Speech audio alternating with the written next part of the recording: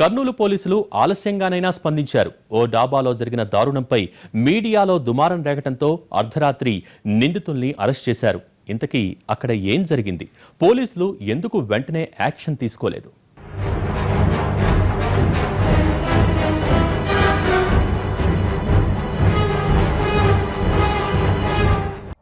New year వేళ జరిగిన దారుణం. ఓ యువకుణ్ణి హత్య చేసిన 5గురు. తెర వెనుక రాజకీయ మంత్రాంగం. ఎట్టకేలకు 5గురు నిందితుల అరెస్ట్.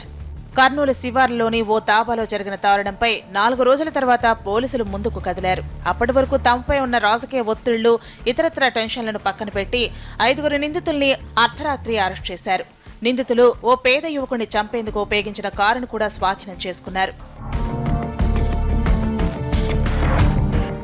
డిసెంబర్ 31 అర్ధరాత్రి జరిగింది దారుణం. జడ్పీ చైర్మన్ సోదరుడు మల్లెల వెంకటరమణ, కాంట్రాక్టర్ సుధాకర్ రెడ్డి, రామదాసు, చందు మరొకరు ఫుల్లుగా తాగి మూసి ఉన్న దాబాలోకి దౌర్జన్యంగా ప్రవేశించారు. కూల్ డ్రింక్, వాటర్ బాటిళ్లు లాక్కున్నారు. వాటికి డబ్బులిమ్మని అక్కడ పనిచేసే కరణ్ అడగటంతో కేటుగాళ్లు రెచ్చిపోయారు. కరణ్ బలవంతంగా ఎత్తుకెళ్లి రోడ్డు మీద పడేశారు.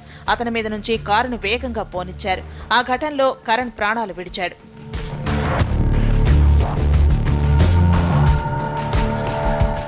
ఈ దారుణం జరిగిన 4 రోజులైనా పోలీసులు నిందితుల్ని పట్టుకోలేదు. కనీసం కారును కూడా స్వాధీనం చేసుకోలేదు.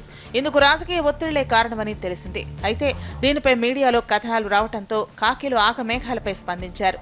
అర్ధరాత్రి 5గురు నిందితుల్ని అరెస్ట్ చేశారు. హత్య కేసులో నిందితులైన వారిని మీడియా ముందు ప్రవేశపెట్టకపోవడంపై విమర్శలు వస్తున్నాయి.